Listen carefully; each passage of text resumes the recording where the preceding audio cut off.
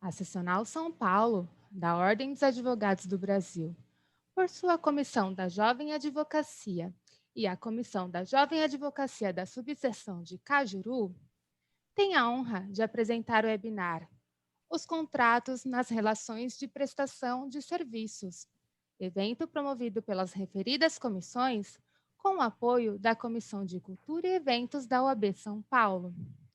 Informamos que este evento compactua com os Objetivos de Desenvolvimento Sustentável, um pacto firmado entre a OAB e a ONU. Com a palavra, senhoras e senhores, o nosso ilustre doutor Alessandro Gomes da Silva, presidente da subseção de Cajuru. Muito obrigado pela apresentação. Muito obrigado pela apresentação. Boa tarde a todos e a todas. É com imensa satisfação e honra que, em nome da subseção de Cajuru, da Ordem dos Advogados do Brasil, podemos aqui hoje contar com a audiência e a participação tão especial para esse webinar. Também, em nome da subseção de Cajuru, eu quero aqui dar as boas-vindas ao nosso ilustre palestrante, Dr. João Ricardo Brandão Aguirre, advogado, professor, presidente da Comissão de Direito de Família e das Sucessões da OAB São Paulo, quem muito nos abrilhantará aqui nessa tarde, com exposição sobre um tema tão importante. Dr. João Aguirre, agradeço aqui a vossa especial gentileza, a oportunidade de nos trazer aqui um pouquinho, compartilhar um pouco do seu conhecimento. Muito obrigado, nossos agradecimentos.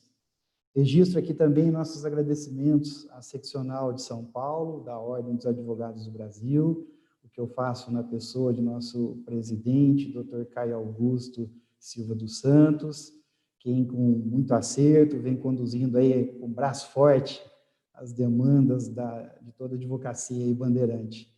Estendo também nossas reverências aí à Secretaria das Comissões, ao Departamento de Cultura e Eventos da OAB São Paulo, que vem colocando aí à nossa disposição gratuitamente todos os meios para que eventos como este possam chegar com qualidade e alcance de todos nós. Deixo também nosso agradecimento pela sua participação, a doutora Nicole Capovilla, presidente da Comissão da Jovem Advocacia da Seccional da OAB São Paulo.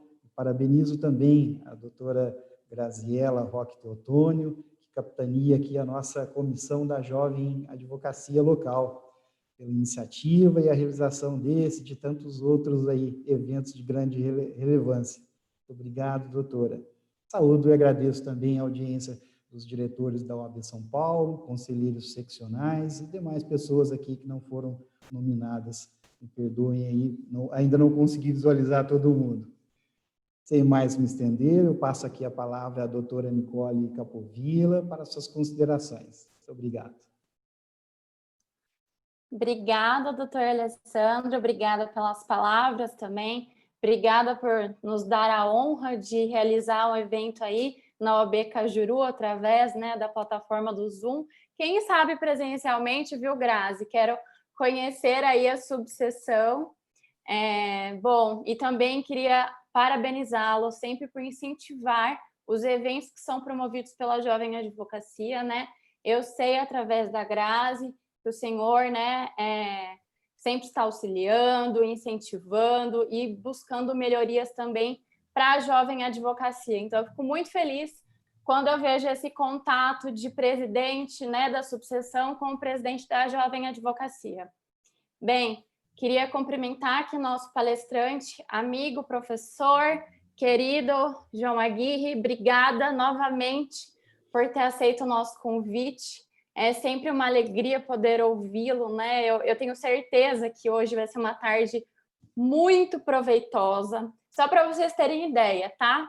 Estamos em plena quarta-feira, 5 horas da tarde, tem 95 pessoas aqui para ouvi-lo. Então, isso é uma alegria, uma satisfação, tantos jovens advogados realmente empenhados, tentando buscar conhecimento, e hoje eu tenho certeza que ele vai trazer conhecimento aqui para vocês. Bem, deixo o meu beijo, meu carinho enorme, os meus parabéns à doutora Graziela. Grazi, né, apelido carinhoso, parabéns pela realização desse evento. Saiu, já é um sucesso, né? Eu sei que às vezes eu falo isso para todos os presidentes jovens, a gente enfrenta diversas dificuldades para conseguir, às vezes, realizar um evento. Mas quando ele realiza, é uma satisfação imensa em pensar que, através do evento, da sua atitude, você conseguiu ajudar muitos e muitos jovens advogados. Parabéns, conta sempre comigo, você sabe que eu estou sempre aqui. Com a Seccional de São Paulo, nós estamos também à disposição. Queria mandar um super beijo aqui para a minha vice-presidente, a doutora Caroline Vilela, que conseguiu entrar aqui, eu encaminhei nos 49 do segundo tempo, está aqui hoje com a gente presente também. Obrigada, Carol, por todo o trabalho aí que você vem desenvolvendo junto comigo e com as meninas na comissão. E deixar em especial, né, um beijo para toda a nossa diretoria, né, da seccional, em nome do nosso presidente Caio, um presidente extremamente forte, combativo aí, que vem enfrentando muitas coisas e sempre dá muito apoio à jovem advocacia.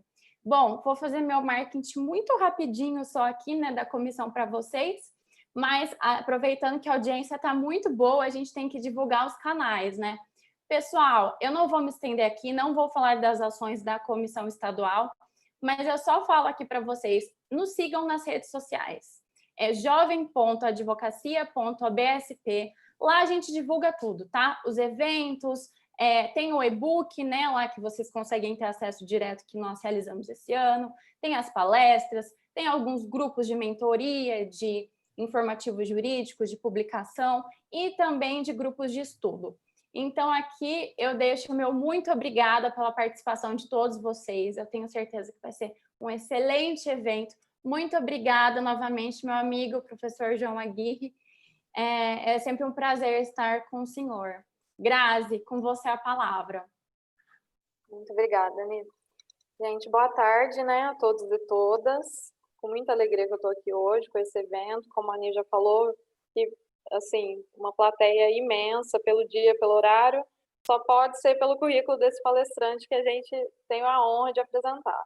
O Dr. João Ricardo Brandão Aguirre, ele é advogado, pós-doutor em Direito Civil pela Faculdade de Direito da USP, doutor em Direito Civil pela Faculdade de Direito da Universidade de São Paulo, mestre em Direito Civil pela Faculdade de Direito da PUC, São Paulo, presidente da Comissão de Direito de Família e das Sucessões da OAB São Paulo, foi presidente do IB-DEFAN São Paulo e é presidente da Comissão de Ensino Jurídico de lá.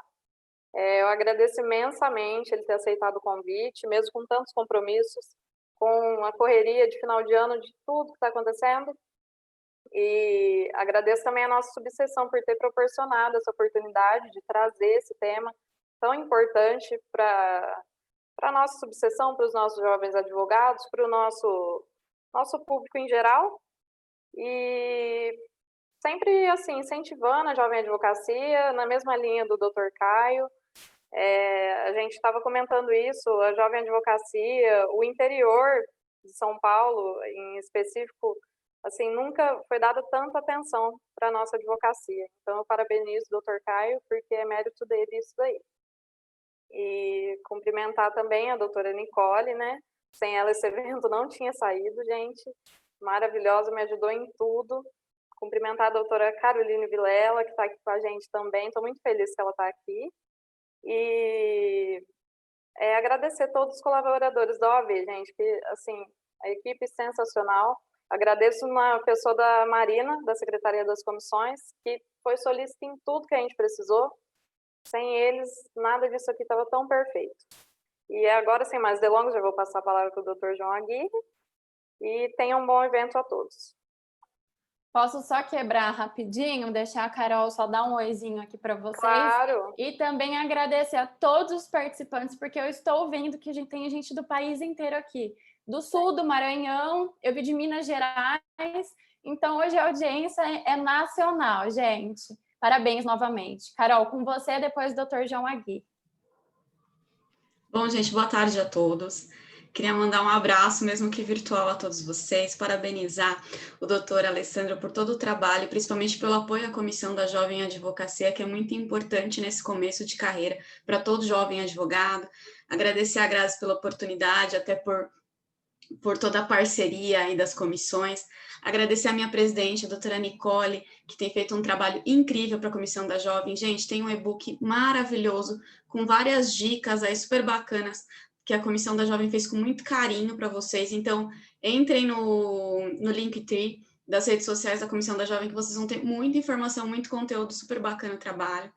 Eu queria parabenizar o meu amigo, doutor João Aguirre, pelas eleições ontem, por toda a dedicação dele, uma grande liderança da nossa advocacia, uma pessoa fora do comum, da qual eu sou muito fã, não só eu, como todas as pessoas aqui, não só de São Caetano, mas do ABC. Eu acho que o senhor é uma unanimidade entre todos os advogados, então, parabéns pelo trabalho ontem, parabéns pela dedicação, por vestir a camisa.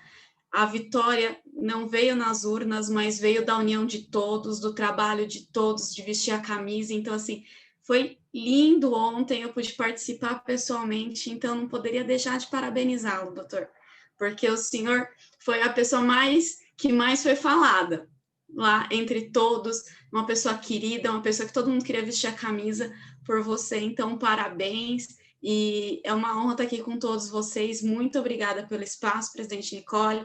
Desejo sucesso a todo mundo. A gente tem mais de 127 pessoas aqui, isso é incrível, né? Perto do Natal, e ainda todo mundo já um pouco cansado de lives e tal. Então, vejo o prestígio do nosso querido Dr. João Aguirre aí. Um beijo a todo mundo e muito obrigada.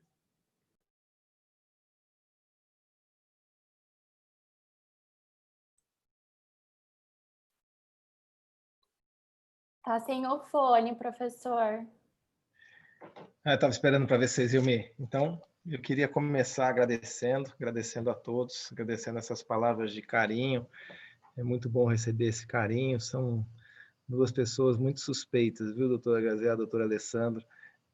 A doutora Graziela leu aí um currículo, e eu costumo dizer que não precisa ler tudo isso, não, que o meu melhor currículo são os meus amigos. Bastava falar que eu estava aqui com duas grandes amigas, que eu sou amigo da Carol e da Nicole, e já estava muito, muito melhor apresentado do que aquela leitura inteira. Eu fico efetivamente muito feliz. Só fico triste que elas continuam me chamando de senhor. Quando a gente vai ficando velha, a barba vai ficando branca, passo 50, agora todo mundo me chama de senhor, ninguém mais me chama de você. Eu lembro, o meu irmão, ele é muito amigo, eu também sou do neto do Miguel Reale, mas ele estudou com o Eduardo Reale, a quem eu mando um querido abraço, e o meu irmão, ele estava lá sempre na casa e desfrutou da amizade do professor, o grande professor Miguel Reale, o pai, né? Falecido professor Miguel Reale. E uma vez ele ouviu a seguinte frase, e quando ele me contou, isso me marcou bastante. O professor Miguel Reale falou assim: sabe o que é muito ruim da velhice? É que agora ninguém mais me chama de Miguel. Os meus amigos morreram, e as pessoas agora só me chamam de professor, senhor, doutor. Ninguém me chama de Miguel. Eu quero alguém me chamando de Miguel pelo meu nome. Por isso que eu bato sempre na tecla. Não me chamem de senhor, me chamem de você, me chamem de João. Aqui vocês têm um amigo. Esse amigo quer agradecer especialmente o convite do doutor Alessandro, aos parabéns pela sua gestão aqui em Cajuru, agradecer ao convite da doutora Graziela também, que gentilmente entrou em contato comigo. Eu sou um terror com a minha agenda, ela teve uma paciência fantástica comigo. Essa é a minha falta de organização também já é lendária. A Nicole sabe bem, mas ela, como querida amiga e antiga, ela me perdoa, porque ela tem um coração grande, a Carol também. Então, eu quero pedir desculpas. Finalmente conseguimos estar aqui. Espero, já aceitei o convite do doutor Alessandro. Quando puder, eu estarei em Cajuru. Eu sou de São Carlos, não é tão longe. Quando puder, eu estarei em Cajuru para conhecê-los pessoalmente. Agradeço a todos pela oportunidade, pelo carinho, pelas frases. Agradeço ao presidente Caio por confiar em mim várias missões, como a da presidência da Comissão de Família e Sessões, e outras missões como a de ontem, muito importantes. Sou muito grato ao presidente e cumprimento a todos. Eu vi que tem gente de Jaraguá do Sul, gente de Teresina, de Minas Gerais, do Rio de Janeiro. Cumprimento a todos na pessoa da Michele, uma querida amiga que está assistindo aí, que trabalhou comigo lá no LFG, mandou um grande abraço. Eu fui chamado hoje para falar do contrato de prestação de serviços, para falar essencialmente para o jovem advogado. E eu gosto muito de falar para o jovem advogado. Como professor, eu tenho uma dedicação integral aos meus alunos, eu gosto muito desse contato. Esse contato hoje está diferente, né? Pela via online, fica difícil, às vezes, a gente não conhecer as pessoas pessoalmente. O semestre passado tinha começado nas minhas aulas lá no Mackenzie, e eu conheci os alunos presencialmente, e daí teve a pandemia, a gente teve que fazer as aulas online. Esse semestre, eu passei um semestre inteiro dando aula, sem conhecer os alunos pessoalmente. É uma sensação diferente. Alguns não aparecem, ficam tímidos, ficam aparecendo só o nome, outros aparecem, conversam, tal, e a gente fica naquela curiosidade. Outros tempos pandêmicos, a gente tem que enfrentar, mas eu gosto muito desse contato com o jovem advogado, e sempre que possível tentar transmitir a minha experiência, né? Meu pai dizia que a experiência é a soma dos nossos fracassos, porque quando a gente erra, a gente aprende, quando a gente cai, machuca, e a gente não quer cair do mesmo jeito para não incorrer no mesmo erro. Então, se eu puder transmitir alguma coisa ao jovem advogado aqui, e também aos profissionais não tão jovens que estão me ouvindo, não só do direito, como me falou a doutora Graziella, o doutor Alessandro, mas outros que também são de outras áreas, eu começaria, se me permitir, dando um conselho. As barbas brancas já permitem a gente dar conselho. E o meu conselho, primeiro, é o seguinte: estudem bastante o objeto da sua atividade, estudem bastante o caso que lhe é trazido, as particularidades do caso e as demandas do seu cliente, das partes contratantes, porque a partir desse estudo, o estudo da legislação, o estudo do direito, da doutrina, da jurisprudência, é que nós vamos conseguir fazer um bom contrato.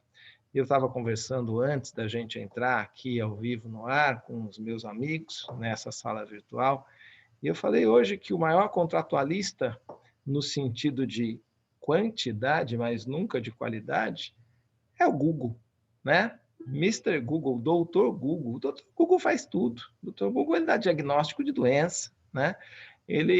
Eu encontro qualquer contrato no Google. Na verdade, eu consigo praticar atos jurídicos com o Google, de péssima qualidade, mas consigo. As pessoas me perguntam: você não tem medo da tecnologia, do robô? Eu não, eu acho que a tecnologia ela veio para facilitar as relações humanas. Ela veio para ajudar o nosso trato social, que é o que ela está permitindo hoje. Eu sou um ardoroso defensor da tecnologia. É ela que está nos aproximando hoje.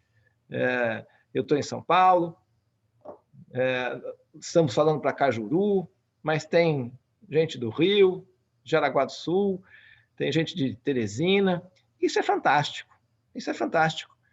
Então, eu não tenho medo da tecnologia. Eu não tenho medo do robô. Por quê? Porque o robô não sabe fazer o que a gente faz. O que é um bom contrato? Eu falo, hoje qualquer pessoa faz contrato, porque pode pegar o modelo do contrato no Google. Isso te atemoriza? Atemoriza pelos clientes que estão sendo atendidos por esse contrato. É isso que me atemoriza. Não me atemoriza no exercício da minha atividade profissional. Me atemoriza pelo nível, pela qualidade do contrato que está sendo oferecido a alguém que está necessitando de um apoio, que está necessitando de um auxílio, que está necessitando de uma instrução. Porque o que é um bom contrato? O bom contrato é aquele em que o profissional que estudou a particularidade das demandas dos contratantes consegue antever os problemas que podem decorrer desse contrato e trazer soluções para esse problema. A doutora Graziella falou assim: hoje a gente tem contrato feito em papelaria. Isso é do meu tempo, doutora Graziella. Hoje é Google mesmo, né? Fica digital, mas no meu tempo tinha mesmo contrato. Quando eu era estagiário lá, contrato feito em papelaria. Tempo do meu pai, mais ainda.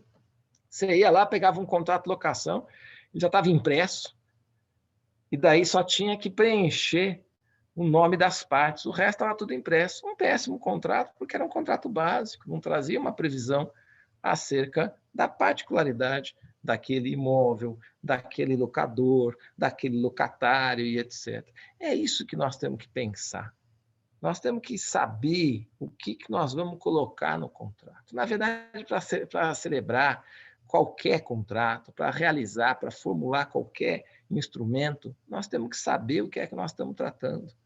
Não adianta pegar no Google, recortar e colar o nome das partes e pedir para elas assinarem. Vai ser ruim e vai voltar para o advogado. O advogado vai acabar tendo que resolver os problemas que decorreram disso. Essa é a minha grande mensagem para o começo da nossa conversa. E eu vou dar um exemplo que não diz expressamente respeito ao contrato, mas diz respeito a um negócio jurídico lateral, que é o testamento. Eu fui consultado há um tempo atrás por um colega de um outro estado que me mandou um testamento. E ele estava absolutamente desconsolado, ele estava transtornado. Falou, a gente precisa dar um jeito para essa moça, ajudar essa moça, olha que absurdo. Qual era o caso? Essa moça, ela era companheira de um engenheiro que o engenheiro era mais velho, já tinha se casado pela primeira vez, divorciado, deixado filhos, e começou a viver em união estável com essa moça, bem mais nova do que ele. Um pouco mais velho, ele resolveu fazer um testamento. Foi contratar um advogado, foi consultar um advogado. O advogado deu a ele o caminho das pedras. Nesse caso, nós podemos fazer um testamento. O testamento público precisa ir no cartório, o particular você pode fazer aqui no meu escritório, com 3 testemunhas. Você poderia fazer até em casa, porque ele é o testamento que eu posso fazer à mão, chamar testamentológrafo, e passou todo o fio da meada para o engenheiro. Aí o engenheiro pediu os honorários. E aí, doutor Alessandro, na hora que pede honorários, a coisa aperta, né? Porque a gente fala os honorários e eles sempre acham que os nossos honorários estão altos e sempre reclamam dos nossos honorários, do nosso ganha-pão. Mas passam todos os deles e etc. E daí ele achou caro. Achou caro, chegou em casa e falou, eu posso fazer esse negócio. O advogado falou que eu posso fazer de próprio punho, vou procurar aqui. Google.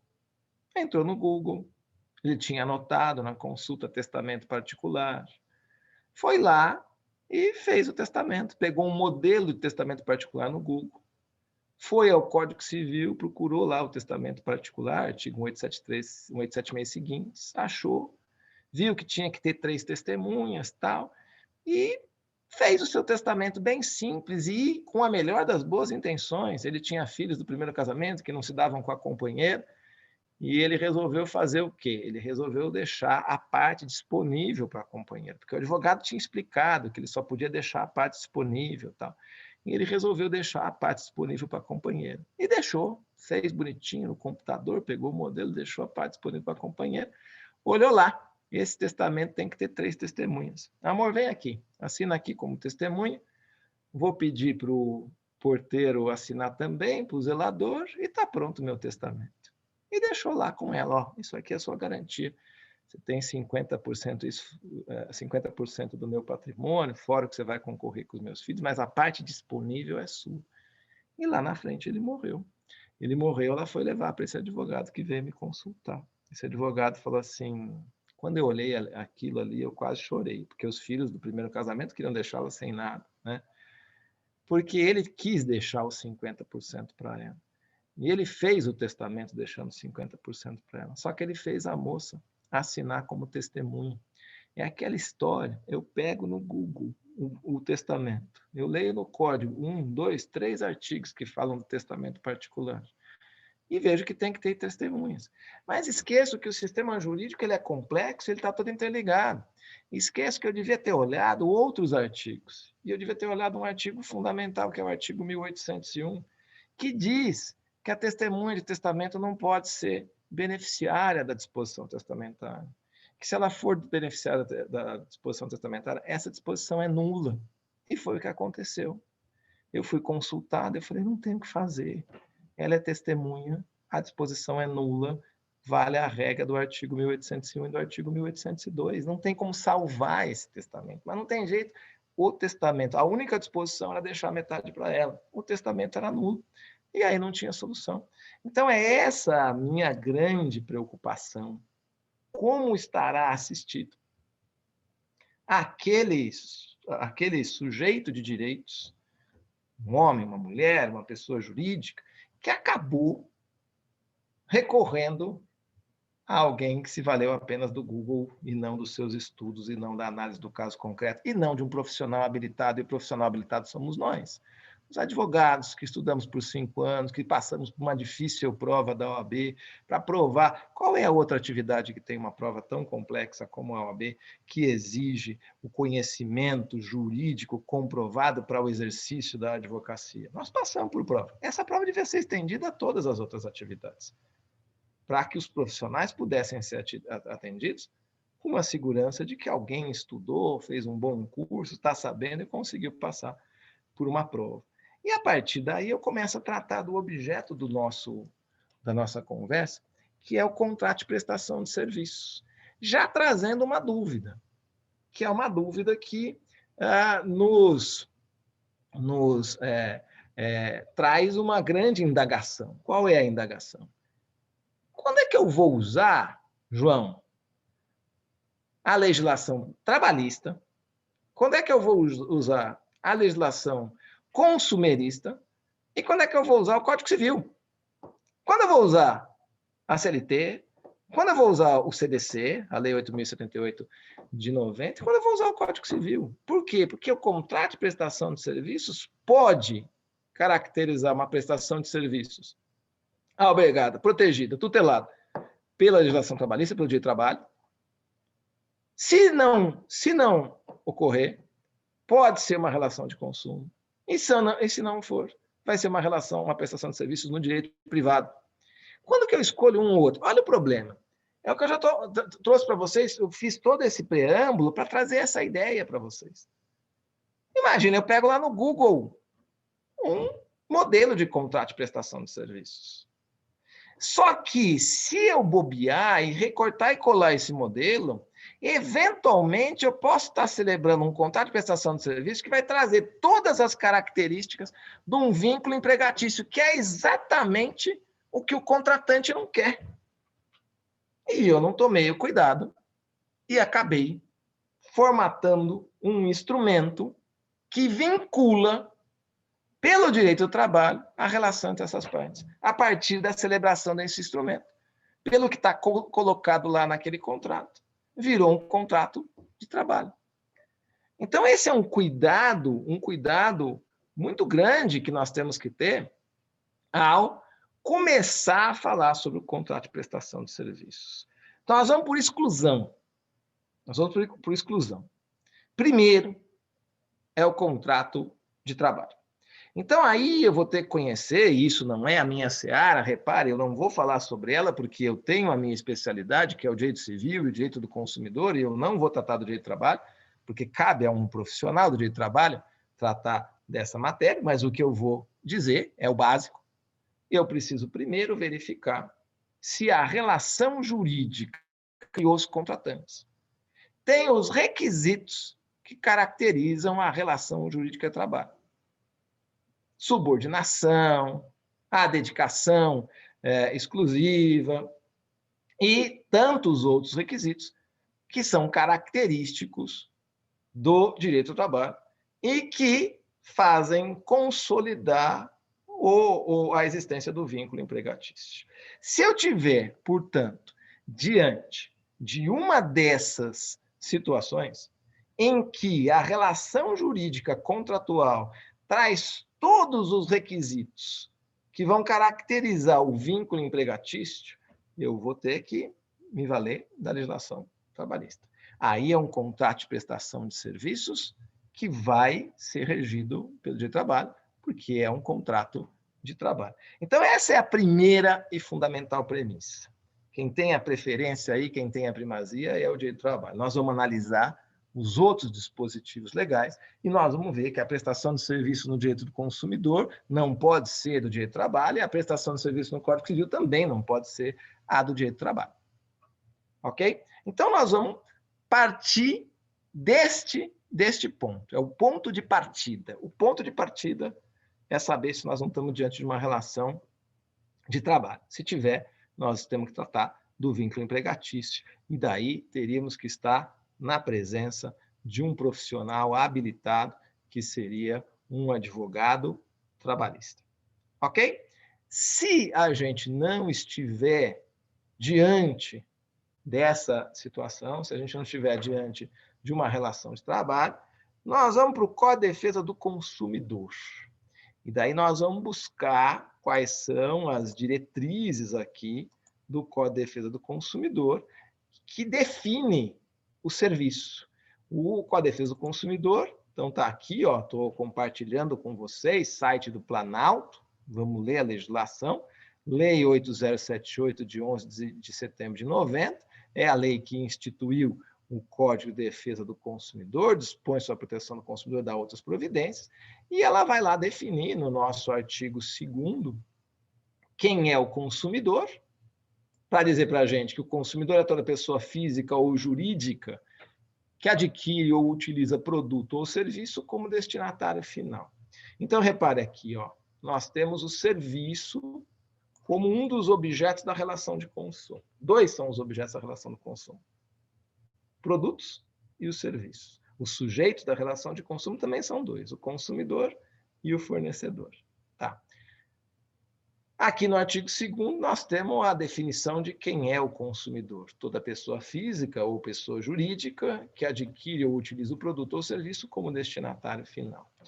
No artigo 3º, nós temos a definição do fornecedor. Fornecedor é toda pessoa física ou jurídica, pública ou privada, nacional ou estrangeira, bem como entes despersonalizados, espólio, massa falida, que desenvolvem a atividade de produção, montagem, criação, comercialização, construção, transformação, importação, exportação, distribuição ou comercialização de produtos ou prestação de serviço. Então, aqui surgiu a prestação de serviços. O código vai trazer para a gente o conceito de prestação de serviço. Manuela me ajudou aqui, trazendo os requisitos para caracterizar a prestação de serviço no contrato de trabalho: ser pessoa física, a pessoalidade, a não eventualidade, a subordinação e a onerosidade. Muito bom, Manuela, muito obrigado. Tá? Aqui, prestação de serviços, que está definido no parágrafo 2º. Dá uma olhadinha no parágrafo 2º. Serviço é qualquer atividade fornecida no mercado de consumo mediante remuneração, inclusive as de natureza bancária, financeira, de crédito e securitária, salvo as decorrentes das relações de caráter trabalhista. O que eu falei para vocês, a primazia é da prestação de serviço às relações de caráter trabalhista. A Justiça do Trabalho, como um sistema subjetivo, ela traz para si todas, especialmente em razão da emenda constitucional 44, ela traz todas as demandas que tratam da relação de trabalho para a Justiça do Trabalho. Ótimo. Então, se não for uma prestação de serviço decorrente da relação de caráter trabalhista, cujos requisitos vocês podem encontrar aí no chat que forem apresentados pela Manuela, muito obrigado por me auxiliar aqui. O serviço prestado no mercado de consumo mediante remuneração, ele vai ser regido pela norma do Código de Defesa do Consumidor.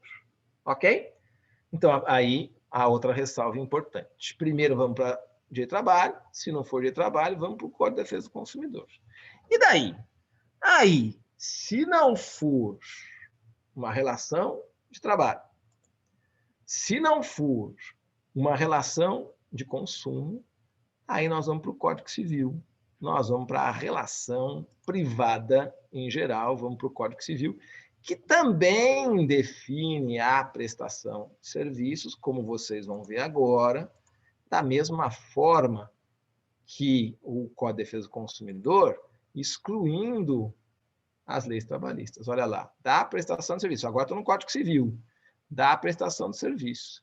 A prestação de serviço que não estiver sujeita às leis trabalhistas, que não estiver sujeita às leis trabalhistas, ou a lei especial. Qual seria a lei especial? O Código de Defesa do Consumidor. Reger-se-á pelas disposições deste capítulo. Então, repare, aqui no artigo 593, eu tenho basicamente o caminho que eu trouxe para vocês. Primeiro a legislação trabalhista, depois a lei especial de proteção e defesa do consumidor, se não for uma, se não for outra, o Código Civil. Ok? Perfeito? Ótimo. Olha que diferença interessante, gente. Vamos ver várias nuances, mas já vou trazer uma. A questão do prazo. O contrato de trabalho eu posso ter prazo indeterminado. O contrato de prestação de serviço na relação de consumo eu também posso ter um prazo que seja indeterminado, dependendo da prestação de serviços. No Código Civil, não. E aqui eu vejo um erro bastante comum que eu não quero que vocês venham a cometer. Olha o artigo 598 do Código Civil. A prestação de serviço não se poderá convencionar por mais de 4 anos, embora o contrato tenha por causa o pagamento de dívida de quem o presta ou se destina à execução de certa determinada obra.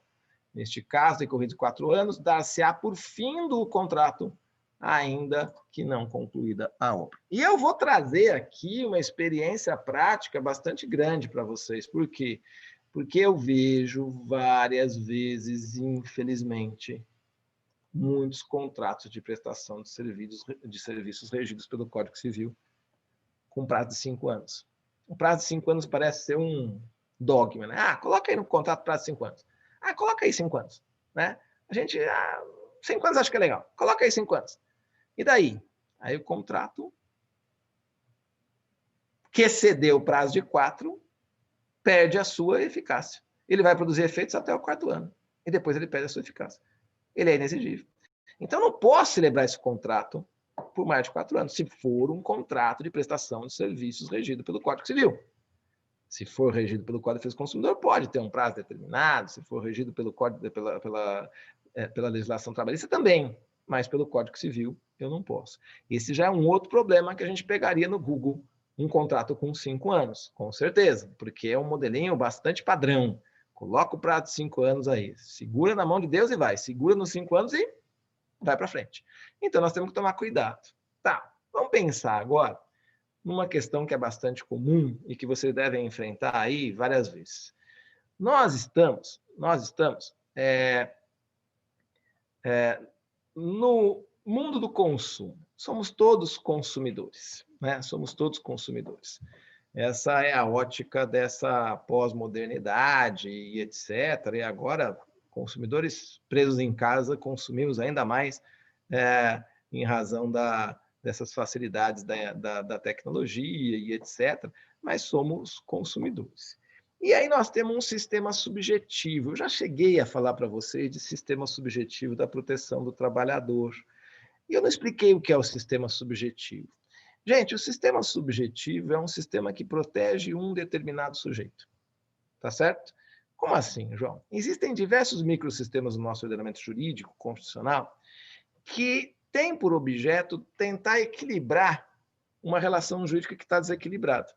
O legislador identifica, numa determinada relação jurídica, um elo que é o elo mais frágil.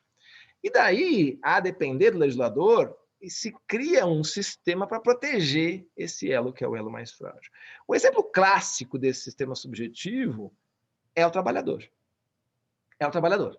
Por quê? Porque, em razão histórica, se percebeu que o trabalhador, desde que deixou de ser escravizado, quando passou a ter algum direito, ele sempre teve uma situação mais fragilizada que o empregador, porque o empregador tem o poder econômico, tem os postos de trabalho, e a gente vê isso hoje, infelizmente, em vários exemplos de exploração de trabalho análogo à escravidão aqui no Brasil, né?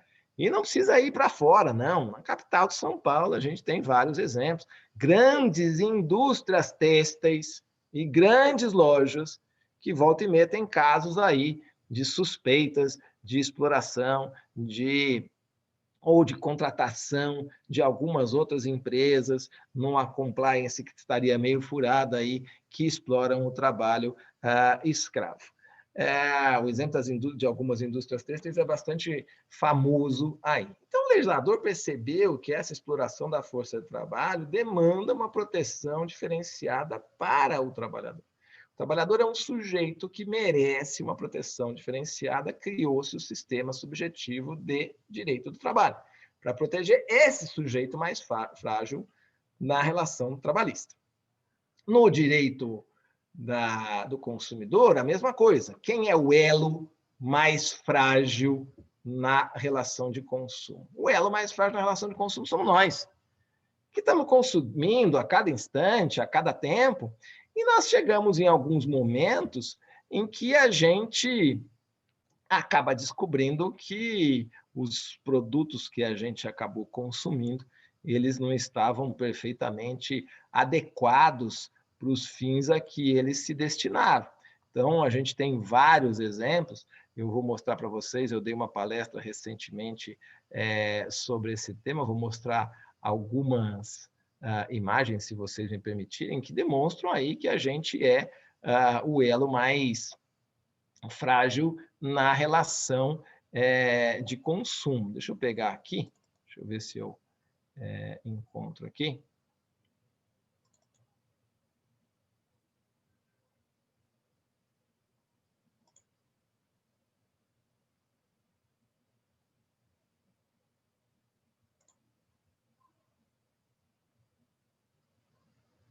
Então, tá aqui, ó. Eu vou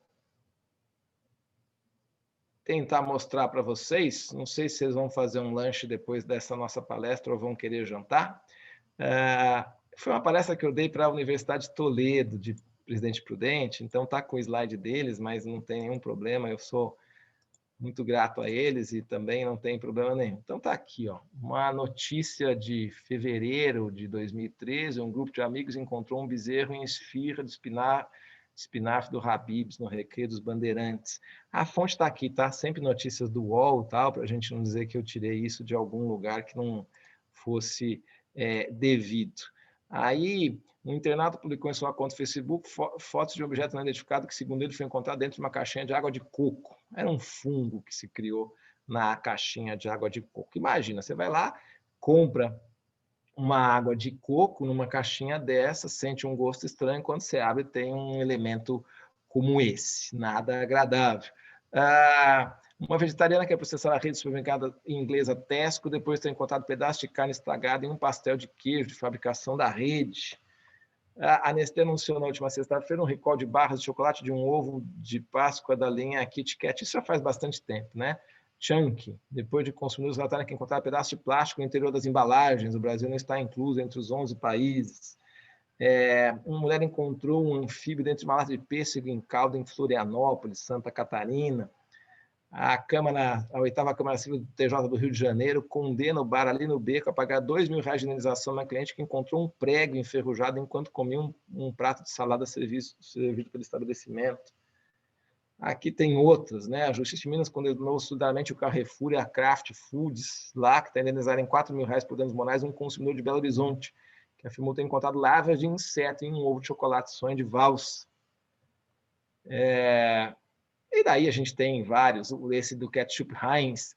A protesto, a Associação de Consumidores pediu à Agência Nacional de Vigilância Sanitária a retirada do mercado de um dos lotes de ketchup da marca Heinz pela presença de pelos de roedor no produto.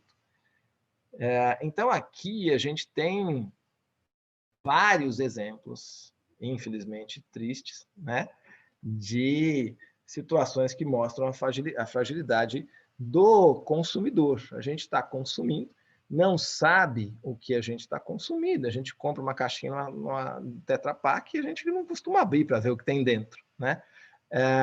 Tem vários outros exemplos. E isso também acontece quando a gente trata da prestação de serviço. E aí vou falar um pouco da prestação de serviço na relação de consumo. Porque a gente está contratando um profissional e depositando uma confiança nele. Hoje é o mundo da confiança, a gente confia que a embalagem de Tetra Pak não vai estar violada, que não vai ter nenhum problema, e eu confio que o profissional que está prestando serviço em relação de consumo, ele vai prestar um bom serviço. E aí eu tenho grandes ressalvas para fazer para vocês. Existe o tema da responsabilidade civil no Código de Defesa do Consumidor, que faz uma distinção entre o fato e o vício. Existe no Código de Defesa do Consumidor a responsabilidade pelo fato do produto ou do serviço e a responsabilidade pelo vício do produto ou do serviço. Responsabilidade pelo fato e pelo vício. Qual que é a diferença? No fato, gente, o consumidor sofre dano. No fato, o consumidor sofre dano. Então, ocorreu um acidente de consumo. No vício, não. O consumidor não sofre dano. No vício, o produto não tem a qualidade ou a quantidade que dele se esperava. A mesma coisa vai acontecer para o serviço. Deixa eu explicar a diferença usando o produto, e daí eu trago para o serviço para você pensar em como você vai formular as regras no seu contrato. Então, vamos pensar o seguinte. Fato e vício, diferença. Teve um consumidor que comprou uma latinha de leite condensado. Ele comprou uma lata de leite condensado e fez 2 furos com um abridor de lata. Tá? Não abriu a lata inteira, isso é importante para a solução do problema. Ele foi lá e fez 2 furos. E daí ele deu uma colherada. Deu uma colherada pegou ali o leite condensado que saiu do primeiro furo e pegou uma colherada e experimentou. E sentiu um gosto estranho. Sentiu um gosto esquisito. E eu vivo dizendo que a gente é uma desgraça, né? Porque a gente sente um gosto esquisito e a gente não para. A gente pensa assim, será que está esquisito mesmo? Né?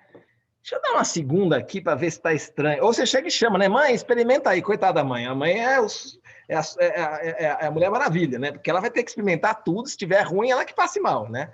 Mas a gente faz assim, será que está esquisito mesmo? Será que está estranho? E ele fez. Ele foi lá e pensou assim, será que está estranho mesmo? Será que está esquisito? Ele foi lá e deu a segunda colherada. Sentiu um gosto mais azedo ainda. E daí aquele leite condensado que era branquinho, começou a sair um pouquinho marrom. Ele consultou um advogado. O advogado falou, tá com a lata aí fechadinha? Tô, traz. Deu uma lacrada ali nos 2 furinhos, entrou com a ação, juntou aos autos a lata de leite condensado. Muito importante a informação de que essa lata estava fechada. Por quê? Porque numa perícia fizeram a abertura da lata e encontraram o que dentro? Doutora Graziella, que é que encontraram dentro? Nicole, Carol, uma barata, né? Encontraram uma barata, Nicole já teve essa minha aula, né? Encontraram uma barata dentro. E eu fico imaginando que era daquelas baratas graúdas, essas que tem em Cajuru, São Carlos, não essas baratinhas que tem aqui em São Paulo, não, essas graúdas voadoras, porque no laudo foi muito importante essa informação. O que a empresa que fez o leite condensado alegou? Não, essa barata não entrou no invase, não, essa barata foi colocada depois.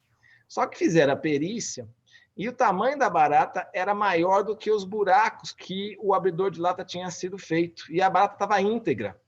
E por essa razão se condenou a empresa que fez o leite condensado a pagar R$15 mil a esse moço. Tá? Só vocês procurarem aí no Google, barata no leite condensado, que vocês vão encontrar essa notícia. Neste caso, se entendeu que houve o fato do produto. Por quê? Porque o consumidor ingeriu, ele sofreu dano. O STJ diz que se não houver ingestão, tem algumas decisões contrárias, mas que se não houver ingestão, não é fato, é vício, porque não houve o dano. Qual que é a diferença? Quando existe o fato, eu peço a reparação do dano. E daí eu posso colocar uma cláusula penal pelas perdas e danos e etc. e tal. Quando existe o vício, eu vou poder pedir a troca do produto, a devolução do dinheiro pago ou um abatimento no preço. A mesma coisa acontece para o serviço. E aí eu vou dar uma dica para você que vai celebrar um contrato. vai formular um contrato de prestação de serviço na relação de consumo. Você tem que prestar atenção se esse serviço, e aí, o que eu falei que a gente tem que conhecer as particularidades do caso, se esse serviço pode causar dano ao consumidor. E estabelecer regras para a hipótese deste serviço causar danos ao consumidor. Na verdade, se você é o fornecedor, você tem que falar para o seu cliente, ó, você tem que ter um serviço seguro. É dever do fornecedor fazer com que o serviço que você oferece no mercado de consumo, ele não venha a causar danos. E se esse serviço tem algum risco inerente, eu tenho que trazer todos esses riscos e explicar para o consumidor. Não naquela cláusula leonina que é nula, porque está no artigo 51 do CDC, aquela cláusula leonina que você afasta qualquer responsabilidade do consumidor. São nulas essas cláusulas. Isso é importante a gente lembrar. Eu vejo várias, mas várias cláusulas que são apostas em contratos, especialmente de consumo, que são nulas. Então, vamos dar uma olhadinha lá no nosso artigo, no artigo 51 do Código de Defesa do Consumidor. Vou lá para o 51. Está aqui, ó, das cláusulas abusivas. São nulas de pleno direito, entre outras, as cláusulas contratuais relativas ao fornecimento de produtos e serviços que impossibilitem, exonerem ou atenuem a responsabilidade do fornecedor por vício de qualquer natureza do produto ou serviço ou impliquem renúncia à disposição de direitos. Então, essa cláusula que você vai pegar um contrato, vai ter lá assim, ó, aqui, o fornecedor não se responsabiliza por qualquer dano, está exonerando o fornecedor de qualquer responsabilidade, é nula. A cláusula que impõe renúncia ao consumidor a qualquer direito que esteja previsto no Código de Defesa do Consumidor também é nula. A cláusula que subtrai do consumidor a opção de reembolso da quantia já paga, nos casos que são previstos em lei, também é nula. A cláusula que transfere responsabilidade a terceiro, ó, se ocorrer algum dano, eu não respondo, quem responde é fulano, também é nula. E, genericamente, as cláusulas que estabeleçam obrigações consideradas iníquas, abusivas, que colocam o consumidor em desvantagem exagerada, ou sejam incompatíveis com a boa-fé e com a equidade. Então, por exemplo, se você for contratado por um profissional médico que quer se resguardar e que quer que você faça o contrato que ele vai apresentar para os seus clientes, essa relação médica, em regra, envolve a relação de consumo. E daí você tem que tomar esse cuidado. E na relação médica, você tem que explicitar ao seu cliente, por isso que tem que conhecer as particularidades, qual é a especialidade dele, etc. Começar a conversar com ele, descobrir quais são os riscos da sua atividade, qual é esse tratamento envolve algum risco, essa cirurgia e etc. Porque nós temos que fazer um termo de consentimento informado. Esse é um dever do fornecedor para com o consumidor. O dever de informação, de prestar a informação mais ampla possível. Então, esse é um exemplo que a gente tem que trazer. Eu tenho que conhecer a legislação, trazer esse termo de consentimento informado, pecar aí pelas informações da forma mais ampla possível e fazer com que o consumidor venha lá, o paciente venha lá e assine. Não, eu estou ciente desses riscos e estou concordando com esse tipo de tratamento. Esse é um resguardo que você deve fazer profissional médico. Se o seu profissional for um psicólogo, tem tantos outros, um psiquiatra que vai receitar remédios complexos, tarja preta e etc. Temos outras particularidades. Então, esse é o tipo de preocupação que nós temos que ter ao sermos contratados para fazer um contrato de prestação de serviço. Ah, é um contador. Ah, é um advogado. Aí fica a pergunta. A relação do advogado para com os seus clientes envolve ou não envolve uma relação de consumo regida pelo Código de Defesa do Consumidor? E aí? É possível a aplicação do Código de Defesa do Consumidor na prestação de serviços do advogado? Isso é muito importante. Estou falando para o jovem advogado, você tem que saber o que vai reger a sua relação com os seus clientes.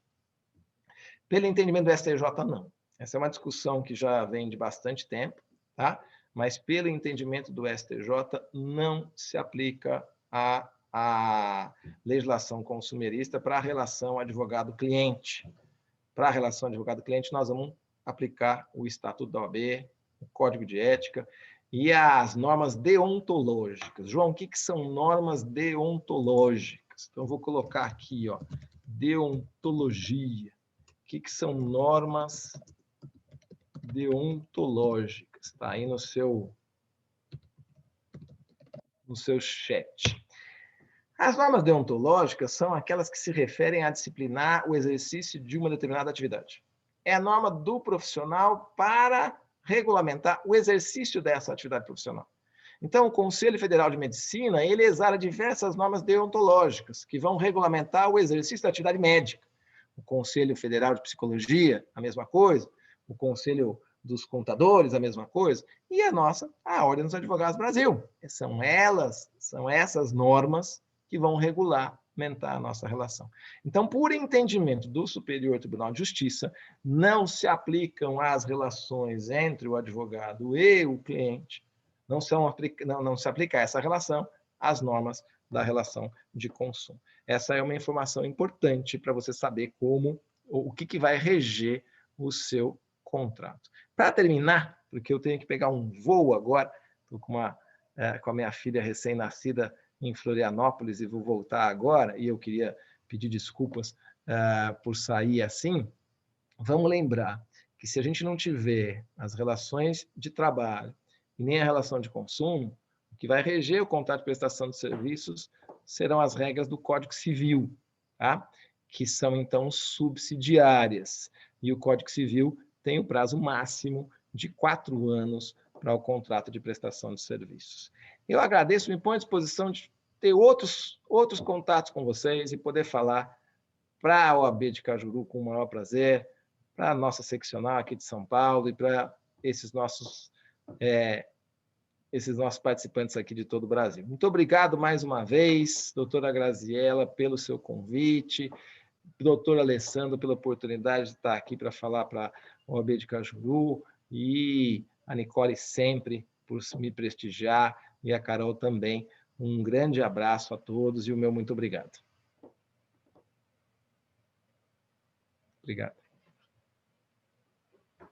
Alguém quer dar uma palavrinha final?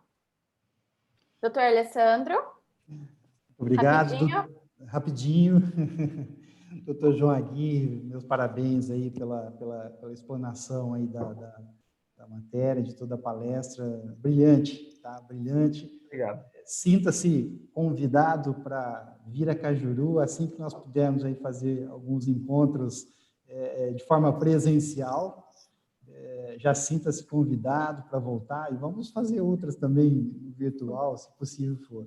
Com o maior prazer, com mais tempo. Na próxima eu falo com mais tempo. Eu agradeço. Dia 16 no Congresso, hein? Dia 16, né? Congresso dia 16. Todos convidados já. Lhe desejo uma boa viagem e transmita aí nosso abraço para a filhinha, para toda a família, viu, doutor? Muito obrigado, Alessandro. Muito prazer. Muito obrigado a todos os participantes. Muito obrigado, doutora Nicole Capovilla, doutora Caroline, doutora Graziella, e a todos os participantes. Eu vi que tinha gente de todo o Brasil, muito nos honra aí essa maciça participação. Muito obrigado a todos. Quem quiser falar alguma coisa também, tá? Uma boa noite. Eu vou aproveitar a audiência rapidinho para aproveitar que tem ainda 147 participantes, estender o convite para todos vocês, jovens advogados de todo o país. Dia 16 de dezembro, das 9 às 14, nós vamos realizar o 2º Congresso Estadual da Jovem Advocacia. O doutor João Aguirre, nosso querido amigo, estará presente também. Ele vai falar, estou até aqui com o tema, sobre a Lei 14.010 de 2020 do regime jurídico emergencial transitório nas relações de direito privado. Um tema super aí, né, novo, e que vai ajudar muito a jovem advocacia. Queria agradecer ao doutor Alessandro pelo espaço aí que nos foi concedido para a jovem advocacia, tanto aí da subseção quanto da estadual também. agradecer meu amigo, muito obrigada pela palestra, foi maravilhosa. Até falei para a Grazi e para a Carol aqui, eu falei, tá bombando, né? Uma alegria imensa, assim, mais de 160 participantes, em plena quarta-feira, 5 horas da tarde, não é fácil. Sabemos disso também. E também já deixo o convite a todos para que queiram participar também da comissão do Dr. João Aguirre, né? Da OAB São Paulo. Quer fazer um convite depois já, professor?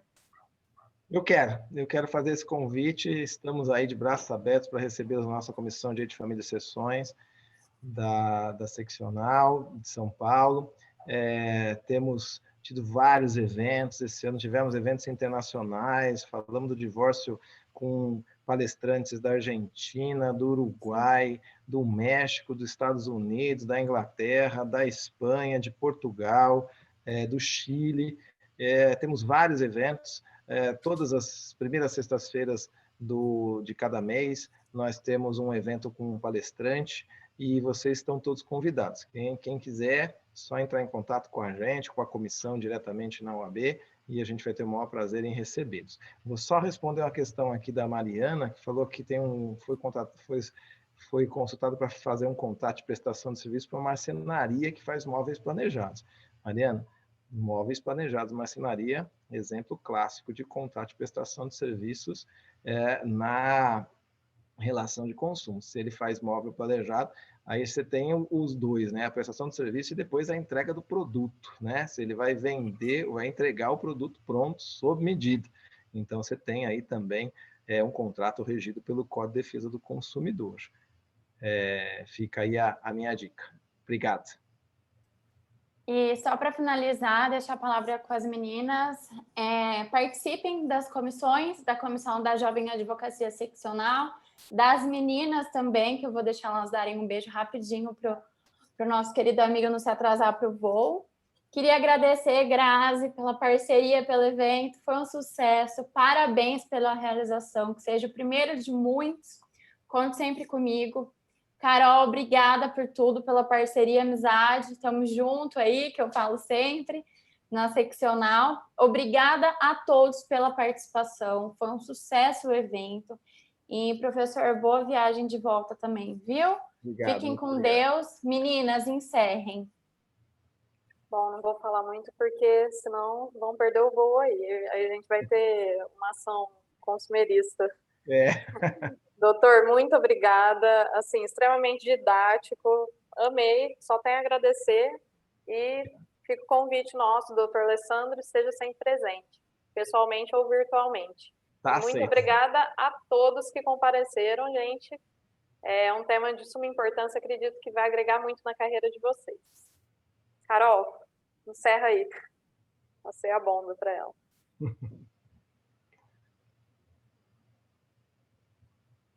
Ela falou, acabou de mandar mensagem que ela não vai conseguir encerrar, que está com o cliente no telefone. Acontecem, gente. É isso Bom, aí. Então eu encerro. Muito obrigada a todos pela participação. Desejo uma excelente semana. Contem sempre conosco.